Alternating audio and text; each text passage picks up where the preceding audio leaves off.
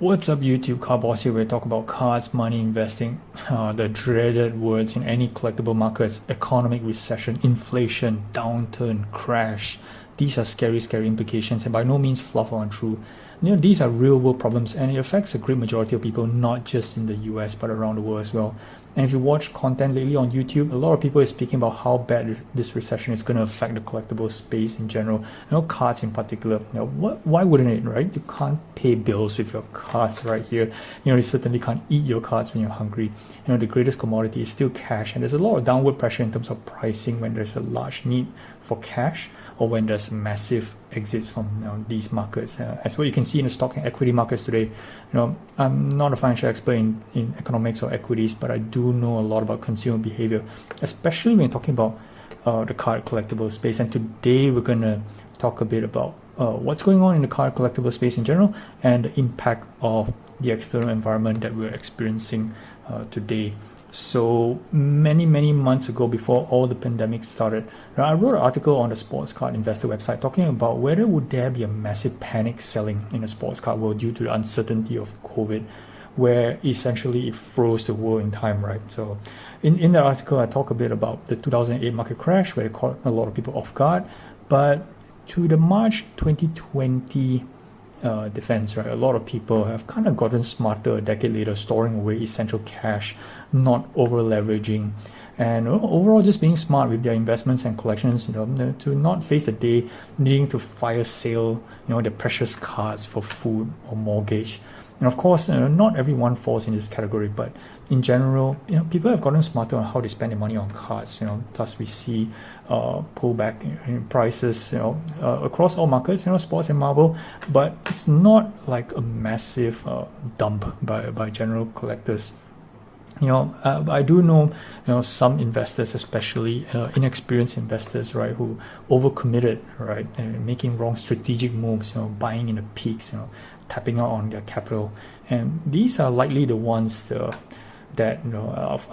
who went to the market when prices were skyrocketing, when big time, and these investors were scooping up all these cars as escalating prices. Some people join in the fray at that point in time, but in any market there's always a buyer and a seller. So obviously, there are people who cash out and did pretty well for themselves. Whether did they reinvest back into the market or exited completely, who knows, right? But at this point, we're looking, today, I don't think that the pressure of this downward selling is actually hurting everyone. It does raise some uncertainty, and maybe some alarm bells, but to some, especially who is directly in the business of moving cards, right? And having your inventory, getting marked down 10% every week without a bottom in sight, it's really scary, but to a general collector, maybe to a small time investor, just say for example like you and me, right, or most people who are viewing this channel, right, who are not necessarily in the business of moving cards, you probably have your important money stashed away, so it kind of doesn't really matter. Of course it matters in some aspect, but it doesn't really hurt as much if your portfolio valuation today drops by 20% or 30% in a month. So if you had that, the mindset when you had entering into the market was to play the medium or the long-term game, you're kind of actually doing fine. What you're seeing today is just news. As I mentioned, the people who are in business today, it's rough times, right? But I believe that you guys have weathered these kind of storms before. And I think that a common feedback I receive from people watching my channel and follow me on my socials is that why do I toss around between Marvel, NBA, and the F1? Investors, need to be focused. And when you dilute yourself too much, and then that's where you get exposed and get into trouble. Now, these are all valid points, but there is a lot of time that's needed to study in these markets before going in. So it's not like you're going this blind in a sense.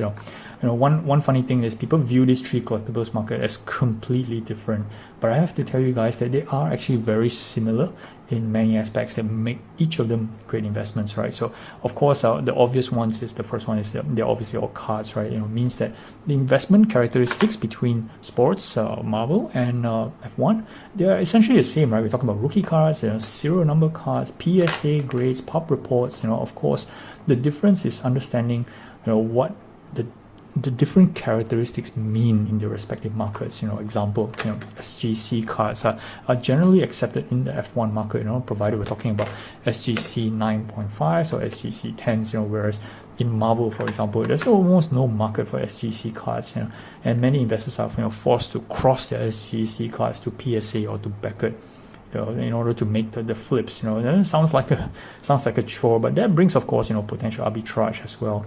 So while all the markets operate differently, they are essentially all on the same mechanics, right? And secondly, but most importantly, each of these markets, they have a global audience, right? So NBA, Marvel, F1 have collected investors from all corners of the globe. So while some markets will struggle to relieve capital or to sell, there will be markets from other parts of the world, that has a demand, and that's the beauty of investing in a product with a widespread global audience. And that's why I'm focusing on these three products or categories in that aspect. It's the global appeal, right? So no disrespect to football or baseball, but those mainstream sports are mainly in the US. So if we're talking today about the impact of the US economy on collectibles, right? The sports that are closer to home, such as football and baseball, will be the first to get hit, right? So demand is always there, otherwise you won't have any sales transactions on eBay and or Goldin, right? So it comes down to what is your individual pricing appetite and how much capital you have behind you. I always advocate on maximizing your capital, and that includes both buying and selling. We all want to sell and make a profit. That's our goal, but taking losses in some spaces brings longer term benefit, if you ask me, right? So if you take a 20% loss on a portfolio now to chase something that you feel has a 2x gain in the future, why not? Right? If that's what you believe in, and you've done all the necessary homework on, some like to sell now, sit on cash, wait and see, that's fine as well, right? It's all about strategy at the moment. I'm obviously both buying and selling to the market at this point in time, and if you're an investor, you can't really pull a full stop, right? Unless you run out of capital. It's only the speed in and out of the markets that changes, and that's because the market is not clear cut at the moment. There are plays everywhere at this point in time. You just take a bit more work, some patience as well. You just have to have that in order to weather these I would say uncertain times of the words recession, economics, crash, inflation, all those kind of things that's looming over our heads. All right, that's my message to you guys today. Do like and subscribe for more content in the future. Thanks for watching this video. Till the next one, Cowboys out.